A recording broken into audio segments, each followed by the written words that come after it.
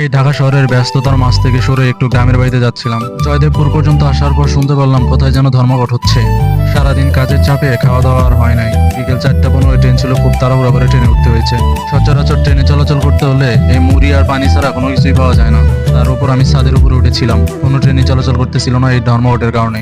আশপাশের অনেকেই দেখি পরিবারকে ভিডিও কল দিচ্ছে, অনেকেই সেলফি তুলছে। প্রায় 1.5 থেকে 2 ঘন্টা ট্রেন দাঁড়িয়ে ছিল। দেখতে পাচ্ছেন 3 লাইনে ট্রেন দাঁড়িয়ে রয়েছে। সবাই খুব বোরিং ফিল করতেছিল। যদিও এর কিছুক্ষণ পরেই ট্রেন চলে যায় সবগুলো, তো আমাদের ট্রেন যাওয়ার কোনো নামগন্ধই নেই, যার কারণে সবাই আন্দোলন শুরু করে দিয়েছিল।